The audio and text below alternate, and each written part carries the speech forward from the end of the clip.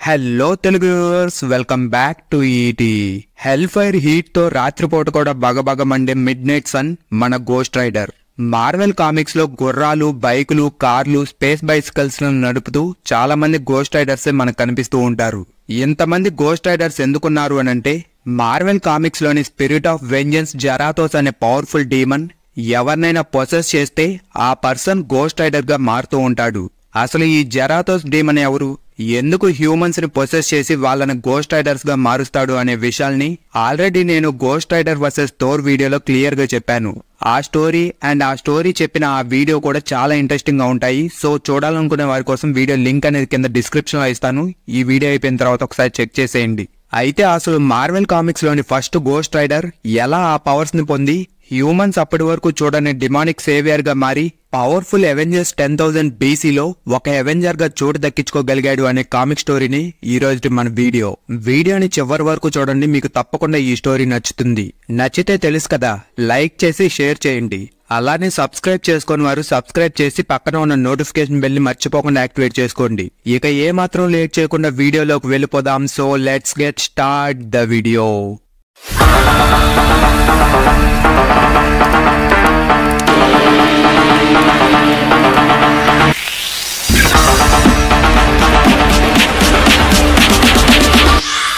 ఇప్పటికి 12,000 సంవత్సరాలకి ముందు అంటే 10,000 BCలో ఒక చిన్న కేవ్మెన్ గుంపులో పుట్టిన 10 ఏళ్ల పిల్లాడి కథ ఇది. అప్పటి మనుషులకి ఇంకా మాటలు రాలేదు. వాళ్ళ అరుపులు, చేతుల సైన్లతోనే కమ్యూనికేషన్ చేసుకుంటూ ఉండేవారు. ఇక నేమ్స్ అనేవి వాళ్ళ ఆలోచనల్లోనే లేవు.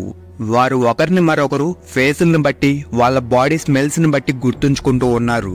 ఆ సమయంలో ఐసేస్ కారణంగా ఉన్న కోల్డ్ అండ్ వైట్ స్నోని బిగ్ వైట్ అని పిలుచుకుంటూ ఆ స్నోలోకి వెళ్లటానికే ఈ కేవ్మెన్ భయపడుతూ ఉంటారు. అలాంటి గుంపులో పుట్టిన ఒక 10 ఏళ్ల పిల్లాడికి తన ఫాదర్ ఎవరో తనకి తెలియదు. ఇక తన మదర్ తనకి నేర్పించినవన్నీ ఆ పిల్లాడు తను నడవటానికి ముందే నేర్చేసుకున్నాడు. ఇతడు ఒక పిల్లాడే అయినప్పటికీ వాళ్ళ గుంపు అందరిలో ఇతనే చాలా తెలివైనవాడు. అయితే ఈ విషయం గురించి, అంటే తన తెలివితేటల గురించి ఆ పిల్లాడు ఎవరికీ తెలియకుండా సీక్రెట్ గా దాస్తున్నాడు. ఎందుకంటే ఆ తెలివితేటలు ఆ పిల్లాడిని ప్రత్యేకంగా చేస్తున్నాయి. ప్రత్యేకత అంటే తమ గుంపుకు భయం. అలా ప్రత్యేకంగా కనిపిస్తే తనకి భయపడి ఎక్కడ తన వారు తనని ఆ మంచులో తరిమేస్తారో అని ఆ పిల్లాడు తన తెలివిని దాచలేక, తమ వారి భయాన్ని అర్థం చేసుకోలేక ఇబ్బంది పడుతూ ఉంటాడు. అలా ఈ పిల్లాడు ఇబ్బంది పడుతూ ఉంటే అదే టైంలో కేవలం సేబర్ టూత్ అనే పెద్ద పులి అండ్ మౌంటైన్స్ మాత్రమే తిరిగే ఆ బిగ్ వైట్ అనే మంచును దాటుకొని ఒక స్ట్రేంజర్ వీళ్ళుండే గుహలోకి వచ్చాడు. అతను సేబర్ టూత్ కాదు, మౌంటైన్ కాదు. అయినప్పటికీ ఈ కేవ్లో ఉన్న ఏ ఒక్కరూ కూడా చెయ్యలేని విధంగా ఆ మంచును దాటుకొని వచ్చి నిలవగలిగాడు. అంతేకాకుండా అతని దగ్గర ఒక చిన్న పిల్లాడిని తోడేలు ఎంత ఫాస్ట్ గా చంపిద్దో అంత ఫాస్ట్ గా పెద్దవాళ్లను కూడా చంపగలిగే కొత్త వెపన్స్ ఉన్నాయి. ఆ వెపన్స్ సత్తా ఏంటో ఒకరిని నరికి చూపించిన స్ట్రేంజర్ ఆ గుంపుకు కొత్త లీడర్ అయ్యే మార్గాన్ని పరిస్తే ఆ గుంపులో ఉన్న వారంతా, ఆఖరికి ఇప్పుడు నరకబడి రక్తపు మడుగుల్లో ఉన్న వ్యక్తి కూడా వారి అరుపులతో ఆ స్ట్రేంజర్ ని తమ లీడర్ గా అంగీకరించారు.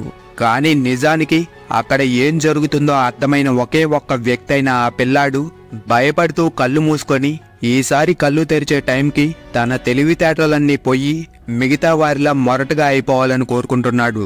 అలా భయంతో ఒంటరిగా ఉన్న ఆ పిల్లాడి దగ్గరికి వచ్చిన స్ట్రేంజర్, నాకు నువ్వు ఎంత ఎలోన్ గా ఫీల్ అవుతున్నావో తెలుసు, నువ్వు నీలాంటి వారిని ఇంతకు ముందు కలుసుకోలేదు కదా అని అంటుంటే ఆ పిల్లాడు ఏమీ అర్థం కానట్లుగా, మాటలు రానట్లుగా సైలెంట్ గా చూస్తూ ఉంటాడు.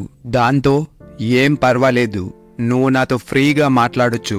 ఒకవేళ వీళ్ళు నిన్ను నీ మాటల్ని విని హర్ట్ చేయడానికి వస్తే నేను నిన్ను కాపాడుతాను అని ఆ స్ట్రేంజర్ ధైర్యం చెప్తాడు.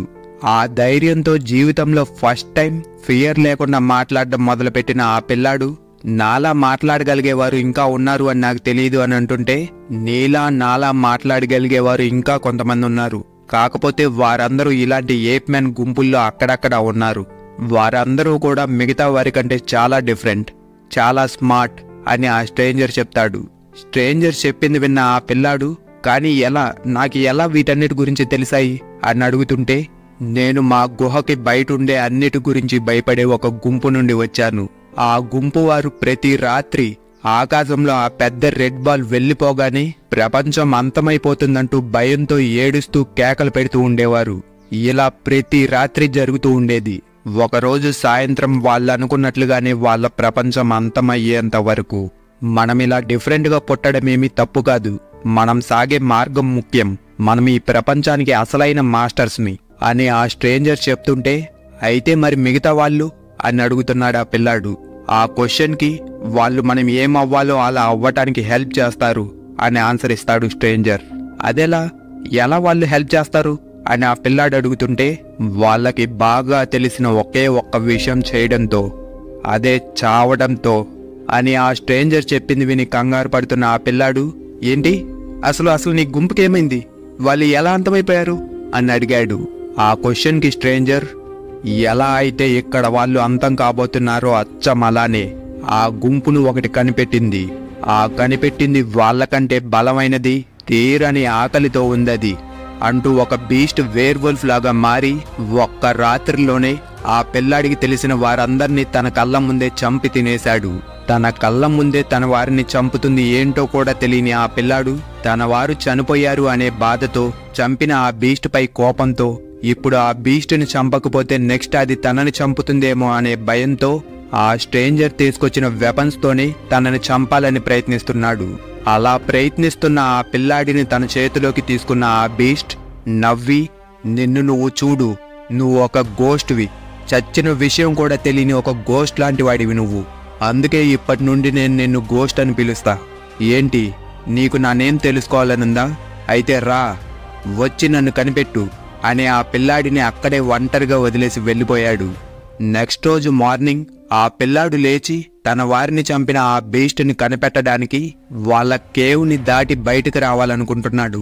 కానీ ఇదివరకటి కంటే ఇప్పుడు ఇంకా బయట ఏమేమున్నాయో అనే భయం, ఆ బిగ్ వైట్లో సర్వైవ్ కాగలనా అనే ఆందోళన అన్నీ ఒక్కసారిగా తన మైండ్ని ఇబ్బంది పెడుతున్నాయి.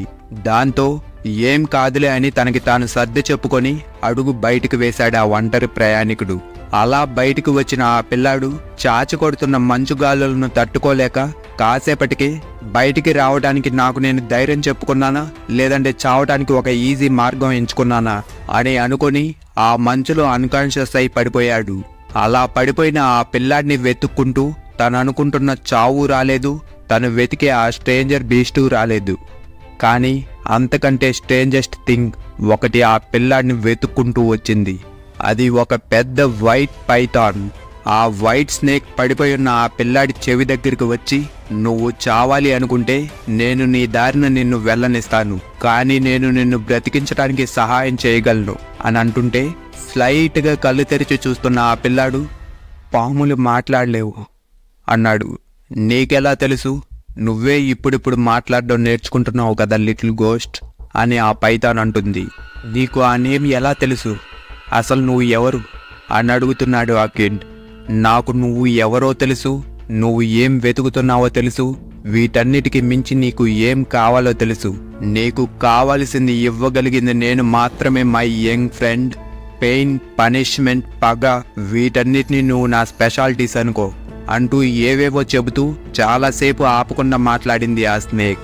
ఆ మాటల్లోనే ఆ పిల్లాడికి, నువ్వు వెతికే వ్యక్తిని నువ్వు మళ్ళీ కనిపెడతావు, నువ్వు రివెంజ్ తీర్చుకుంటావు, నీ ఊహకు అందనంత రివెంజ్ నీ లైఫ్లో ఉంటుంది, అన్నిటికీ మించి వెచ్చదనం, నువ్వు మళ్ళీ వెచ్చగా కావాలని నీకు లేదా? ఇక్కడ చాలా చల్లగా ఉంది కదా, కానీ వరి అవ్వకు మై లిటిల్ గోస్ట్, నేను నిన్ను మళ్ళీ చల్లగా కాకుండా చేస్తాను. అందుకు నువ్వు జస్ట్ నా నేమ్ పలుకు చాలు. నేమ్స్కి ఈ ప్రపంచంలో పవర్స్ ఉన్నాయి తెలుసా గోస్ట్? నీకు నా నేమ్ తెలుసు, పలుకు, నీ నాలుగు అంచునున్న నా నేమ్ని పలుకు, అలా పలికితే చాలు, డీల్ పూర్తయిపోయినట్లే అని తెగ తొందర పెట్టేస్తుంది ఆ స్నేక్. దాంతో ఆ పిల్లాడు మెఫెస్టో అని ఆ సర్పెంట్ నేమ్ని పలికాడు. ఆ నేమ్ని పలికిన ఆ పిల్లాడు అప్పటి నుండి కాలడం తప్ప వేరే దేన్ని ఫీల్ అవ్వలేకపోతున్నాడు. అలా కాలిపోతున్న ఆ పిల్లాడి బాడీ ఫైర్లో మెల్ట్ అవుతున్న ఆ వైట్ స్నేక్ నవ్వుతూ మాయమైపోయింది. అంత మంచులో ఫైర్ వెలుగుతూ ఉండటంతో మ్యామోత్స్ అనే పెద్ద ఏనుగుల గుంపు ఆ మండుతున్న పిల్లాడి చుట్టూ చేరాయి. ఇక అప్పటి నుండి ఆ పిల్లాడు ఒంటరిగా ఉండాల్సిన అవసరం లేకుండా పోయింది. ఈ ఇన్సిడెంట్స్ అన్నీ జరిగి 5 ఏళ్లు గడిచిపోయాయి. ఈ గడిచిన 5 ఏళ్లలో ఆ పిల్లాడు పెద్దవాడయ్యాడు. అతనిని చూసిన జనాలు తనకి కొన్ని కొత్త నేమ్స్ పెట్టి పిలుచుకోవటం మొదలుపెట్టారు. ఆ నేమ్స్లోనే ఒకటి రైడర్. ఈ రైడర్ అనే నేమ్ ఎందుకు వచ్చిందంటే, అంతవరకు ఏ ఒక్క మనిషి కూడా మ్యామోత్ లాంటి బీస్ట్ పై సవారీ చేయటం ఎవ్వరూ చూడలేదు. అలా మొట్టమొదటిసారి అంత పెద్ద బీస్ట్ ని రైడ్ చేస్తున్నందుకు అతనికి రైడర్ అనే నేమ్ వచ్చింది. ఇక ఈ 5 ఏళ్లలో ఆ స్ట్రేంజర్ పేరు పెట్టినట్లుగానే హ్యూమన్ కంటే ఎక్కువ గోస్ట్ గా, ఫ్లెష్ కంటే ఎక్కువ ఫైర్ గా, బోన్స్ కంటే ఎక్కువ స్పిరిట్ గా, స్పిరిట్ ఆఫ్ వెంజెన్స్ గా జీవించిన ఆ రైడర్ ఫైనలీ తను వెతుకుతున్న ఆ స్ట్రేంజర్ కి ఎదురయ్యాడు. రైడర్ ని చూసిన ఆ స్ట్రేంజర్ చివరికి టైం వచ్చేసింది అని అంటుంటే, రైడర్ తన మ్యామోత్ ట్రంక్ తో ఆ స్ట్రేంజర్ ని పైకి లేపి, నిన్ను కనిపెట్టడానికి చాలా దూరం సవారీ చేయాల్సి వచ్చింది. ఇంతకాలం నువ్వు నాశనం చేసిన ఇతరుల గుంపుల అస్థిపంజరాల్ని ఫాలో అయ్యాను, కానీ ఇకపై అలా ఫాలో అవ్వాల్సిన అవసరం ఉండదు. నేను నీ నేమ్ కోసం నీ ముందుకొచ్చాను అని అంటుంటే, ఆ స్ట్రేంజర్, లిటిల్ గోస్ట్, పెరిగి చివరికి ఫైర్ టచ్ ని కూడా పొందావు. నువ్వు నన్ను ఇంప్రెస్ చేశావు లిటిల్ బాయ్ అని అంటుంటే, రైడర్, నేను ఇంకా చిన్నపిల్లాన్ని కాదు మాన్స్టర్ అని అంటున్నాడు. దాంతో హ్యూమన్ ఫామ్ నుండి మాన్స్టర్ గా ట్రాన్స్ఫార్మ్ అవుతున్న స్ట్రేంజర్, నువ్వు పిల్లాడివి కాకపోతే నేను మాన్స్టర్ని కాదు, నేను సర్వైవ్ కావటం కోసం ఏం చెయ్యాలో అవి చేసిన ఒక మనిషిని, అంతే. నీకు నా నేమ్ కావాలి కదా రైడర్? సరే చెప్తా, కానీ నువ్వు వినే లాస్ట్ థింగ్ అదే కాబోతుంది అని ఆ మాన్స్టర్ తన నేమ్ ని చెప్పాడు. ఆ నేమ్ వెండిగో. ఈ వెండిగో అనేది మార్వెల్ కామిక్స్ లోని ఎల్డర్ గాడ్ చితాన్ క్రియేట్ చేసిన నగారా అనే ఒక డీమన్ రేస్ అని, అలానే నార్థరన్ గాడ్స్ లో ఒకడైన ఇనోవా నుండి వచ్చిన కర్సే ఈ వెండిగో అని, స్నో మౌంటైన్స్ లో కనిపించే యతి ఈ వెండిగోనే అని చాలా రూమర్సే ఉన్నాయి. అయితే కెనడియన్ ల్యాండ్స్ లో ఎవరైతే హ్యూమన్ మరొక హ్యూమన్ ఫ్లెష్ ని తింటాడో, అలా తినిన వ్యక్తి కర్స్ కి గురై ఇలా వెండిగోగా మారుతారు. దీని బట్టి చూస్తుంటే ఆ స్ట్రేంజర్ కూడా హ్యూమన్ గా ఉన్నప్పుడు సర్వైవ్ కావటానికి మరొక హ్యూమన్ ని తిన్నట్లు మనకు అర్థమవుతుంది. ఇక ఈ వెండిగోస్ కి హల్క్ తో టో ఫైట్ చేయగలిగే immeasurable strength, high healing factor, Hulk skin ని సైతం పెనట్రేట్ చేయగలిగే sharp class, fast agility and reflexes లాంటి పవర్స్ ఉన్నాయి. అంతేకాకుండా ఈ వెండిగో కర్స్ ఒకరి తర్వాత మరొకరికి పాస్ అవుతూ ఉంటుంది. అలాంటి డేంజరస్ మాన్స్టర్ ముందు నించోనున్న రైడర్ ని ఆ వెండిగో, రా వచ్చి నీ వేడితో నా ఆకలిని చల్లార్చు అని అంటుంటే, ఓ నీకు కావాల్సింది వేడే కదా అని మ్యామోత్ ట్రంక్ తో హెల్ ఫైర్ ఫ్లేమ్స్ ని వెదజమ్ముతున్నాడు రైడర్. ఆ ఫ్లేమ్స్ నుండి తన రిఫ్లెక్సెస్ తో తప్పించుకున్న వెండిగో, నీలో చాలా పవర్ ఉన్నా కూడా నువ్వు ఒక ఫూల్ వే అని ఎగిరి రైడర్ ని పంచ్ చేస్తాడు. ఆ పంచ్ తో మ్యామోత్ పై నుండి కింద పడ్డ రైడర్ పైకి దూకిన వెండిగో, నేను హ్యూమన్స్ ఫ్లెష్ ని తింటున్నానని నన్ను నువ్వు మాన్స్టర్ అంటున్నావు, కానీ నేను నీ ఫ్లేమ్స్ లో నిజాన్ని చూస్తున్నా రైడర్, నువ్వు సోల్స్ ని తింటున్నావు. ఇప్పుడు చెప్పు, మనిద్దరిలో ఎవరు పెద్ద మాన్స్టరో అని అడుగుతున్నాడు. ఆ క్వశ్చన్ కి రైడర్, మనం ఇద్దరం మాన్స్టర్స్మే, కానీ ఈ ప్రపంచంలో ఒక్క మాన్స్టర్ కి మాత్రమే చోటుంటుంది అంటూ వెండిగో ఫేస్ పై పంచ్ చేశాడు. ఆ పంచ్ కి హట్ అయిన వెండిగో రైడర్ ని పట్టుకొని విసిరి కొట్టి, నువ్వు నిజంగా మనమిద్దరం మాత్రమే ఈ ప్రపంచంలో ఉన్న మాన్స్టర్స్ అనుకుంటున్నావా ఫూల్ అని అంటున్నాడు. వెండిగో విసిరిన ఫోర్స్ కి ఒక గుహ ముందుకొచ్చి పడ్డ రైడర్ అక్కడున్న ఎముకల గుట్టలన్నిటినీ చూసి, ఇది నీ డెన్ కదా, అసలు నువ్వు ఎంతమందిని తిన్నావు అని అడుగుతుంటే, సరిపోనంత, ఎంత తిన్నా సరిపోనంత తిన్నా, నేను ఎంత ఎక్కువ తింటే అంత స్ట్రాంగ్ అవుతాను, ఎంత స్ట్రాంగ్ అయితే అంత లాంగ్ జీవిస్తాను, అలా తొందరలోనే నేను గాడ్లా తయారవుతాను అంటున్నాడు వెండిగో. ఇక్కడ బోన్స్ ని చూస్తుంటే మరొక వెండిగో ఉన్నట్లుంది.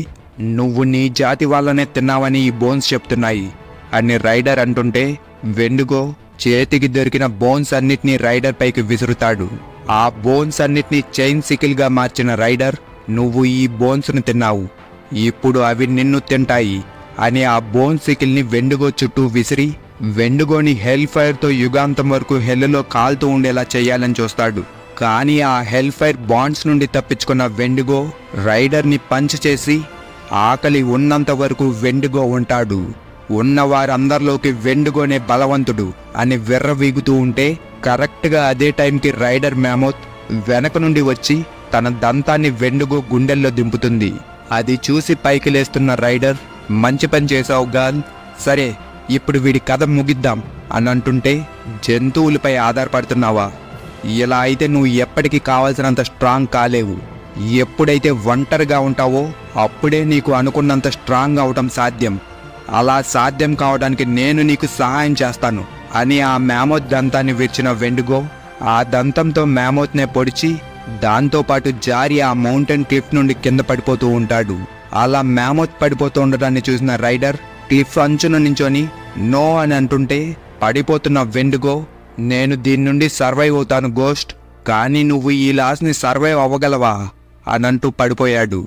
దాంతో బాధలో అక్కడే కూలబడిపోయిన రైడర్, నో, మళ్ళీ ఒంటరితనం, ఎప్పటికీ ఒంటరిగానే ఉండాలా, నేను ఎంత కాలినా ఒంటరిగానే ఉండాలి అని మనసులో అనుకుంటూ ఉంటే, నువ్వు ఒంటరిగా లేవు, అలానే మనం వెండుగో లాంటి మాన్స్టర్స్మి కాము అని ఎవరో టెలిపతిని యూజ్ చేసి రైడర్తో మాట్లాడుతున్నారు. ఆ మాటలు మైండ్లో వినిపించేసరికి సర్ప్రైజ్ అయిన రైడర్, ఏంటి, ఏం జరుగుతుంది అసలు అని అంటుంటే, అవును, నేను నీ థాట్స్ని వినగలను, నీతో మాట్లాడగలను, నేను కూడా నీలాంటి ప్రత్యేకమైన దాన్ని గోస్ట్, మాకు నువ్వు కావాలి అంటూ ఫీనిక్స్ ఫోర్స్కి ఫస్ట్ హ్యూమన్ హోస్ట్ అయిన ఫైర్ హెయిర్ యాస్గార్డియన్ ఆల్ఫాదర్ ఓడిన్తో సహా అక్కడికి వచ్చింది. గోస్ట్ రైడర్ని చూసిన ఓడిన్, ఇతను చాలా సన్నగా ఉన్నాడు లేడీ ఫీనిక్స్, మనం ఆ వైట్ వన్ని తీసుకుని ఉంటేనే మంచిదేమో అని అంటుంటే, అవును రైడర్, నీలాంటి వారు ఇంకా ఉన్నారు, అది కూడా కలిసి మనమందరం ఒక ప్రపంచాన్ని కాపాడాల్సి ఉంది అంటూ మిలియన్ ఇయర్స్ క్రితమే first Ghost Rider first Avengers టీంలోకి ఇన్వైట్ చేసింది ఫైర్ హెయిర్. ఈ ఫస్ట్ అవెంజర్స్లో ఆర్ స్టోనేజ్ అవెంజర్స్లో first Black Panther, Odin, first Phoenix human host, magic కి ఫాదర్ అయిన Agamotto, Star Brand, Moon Knight కి పవర్స్ ఇచ్చిన కాన్షు, ఇలా చాలా పవర్ఫుల్ బీయింగ్సే ఉన్నారు. వారందరి ఎండింగ్ స్టోరీని ఆల్రెడీ స్టోనేజ్ అవెంజర్స్ అనే వీడియోలో చెప్పాను. ఆ వీడియో లింక్ కూడా కింద డిస్క్రిప్షన్లో ఇస్తాను, చూడాలనుకునేవారు ఒకసారి చూసేయండి. అలానే ఈ వీడియో నచ్చితే లైక్ చేసి వీడియోని షేర్ చేయండి. ఇంకా ఛానల్కి సబ్స్క్రైబ్ చేసుకుని వారు సబ్స్క్రైబ్ చేసి మర్చిపోకుండా పక్కన ఉన్న నోటిఫికేషన్ బెల్ని యాక్టివేట్ చేసుకోండి. ఇక నెక్స్ట్ వీడియోతో మీ ముందుకు వస్తాను. అంతవరకు stay tune to ET. Good by.